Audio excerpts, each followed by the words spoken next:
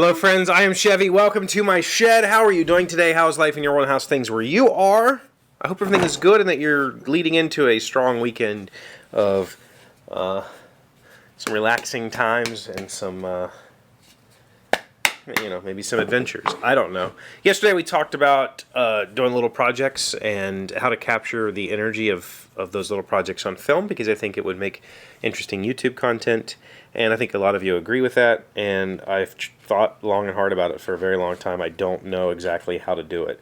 But one of the things that I covered in that was that's not a haul tree, the coat rack that I made, that I quickly just kind of banged together. And it's one of those projects that if you've ever built anything, it should be very obvious how to make it. Maybe there's some special tools that I use to make it. I do have, like 45 chamfer bits, so I could put a nice decorative chamfer on it with a router. I have a hand router with a keyhole bit so that it's easy to hang. So I do, combination square was used to make sure that the hooks were all trued and set at the correct distance.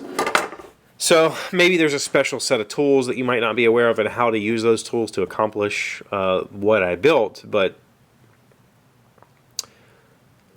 maybe that is how I capture that energy on camera, is showing the here's what it is. Like, this isn't rocket surgery. And so I mentioned in that I put keyholes on the back, and I realized that maybe not everybody knows what those are. And in fact, Thrasher left a comment saying, I'd like to see how you did that. If you don't know what a keyhole is, this is a very poorly cut keyhole in the back of this piece of 3/4 inch plywood. A keyhole has a large entrance hole and a slot, and a screw goes into that hole and then slides in, and it holds the piece. And the nice part about it is, if you get the screw depth set correctly, this sits flush against the wall because it kind of self-locks and it just hangs there. These are notoriously difficult to cut because you do this with a router. This is just a little palm router, battery-operated palm router, and the actual keyhole bit, I'll try to remember to throw a close-up in here, but you guys know how notoriously bad I am at this, has a very large cutting diameter. Then it steps down to a smaller cutting diameter. And the way this bit works is you plunge it into the wood, straight in, and then you move it up. And then you have to back it out of the wood without destroying the work that you just did. And normally that means you plunge it, you move it, and you turn the router off. And you move along. And once the router stops spinning, then you can get it out. And it's always a pain in the butt to get out because the sawdust that's in here gets packed down in this area, and then you can't, the blade won't come down and out, so you have to kind of finagle it, and it's a pain. And as you can see here, this one's super crooked and off at an angle. And I kind of did that on purpose for this, demonstration of this talk, because the hard part about using them is if you're just doing one, if you're just putting a keyhole in to hang a picture frame by one screw, it's not so bad. You can just do it kind of however.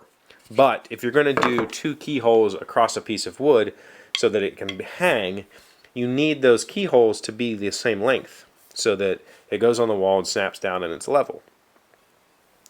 So what I did years ago when I first learned about keyholes and I got the bit was I made just a real simple jig.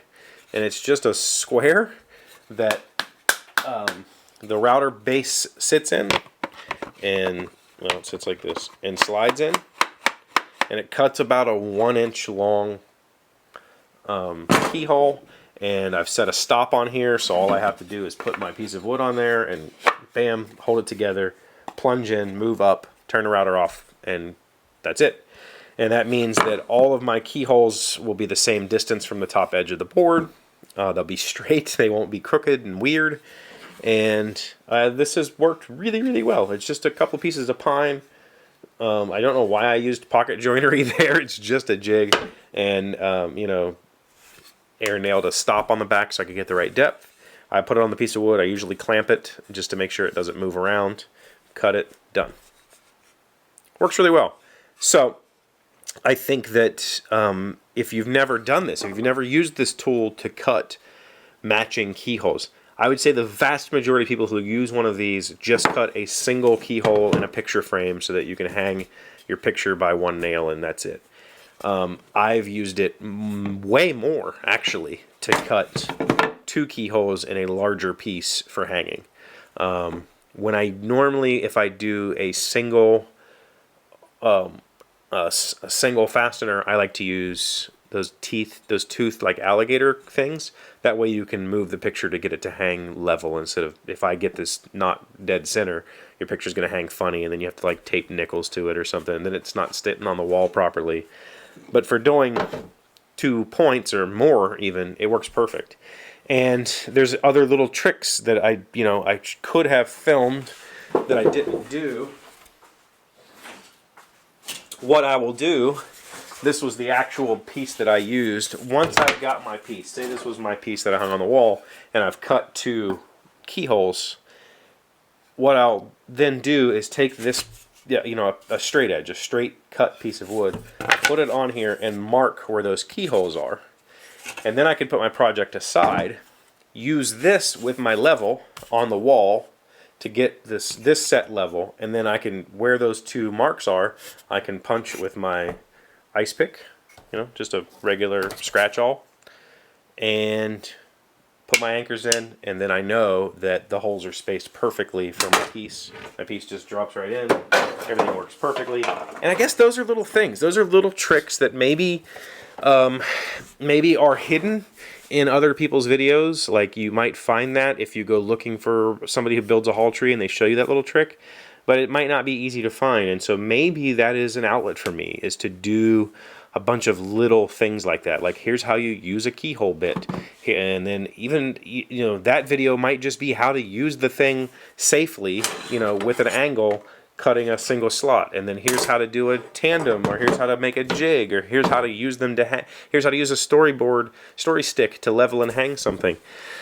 So I don't know, are you interested in that kind of stuff? I've often thought that if I do the desk videos, I plan on it, and I have other projects that I've filmed that I would like to edit together. If I do those, I feel like I'm not going to put them here on this channel. I'm going to maybe start a Chevee builds channel and move all the old build videos off, because they get lost in here, and people who come to see me make things, they don't find the make videos, because if you click on my miter saw station, which gets it's got like 50,000 views, the recommended videos don't point you to anything else that I've ever made, because the channel's not made for that. So if I do something, would you be interested in that?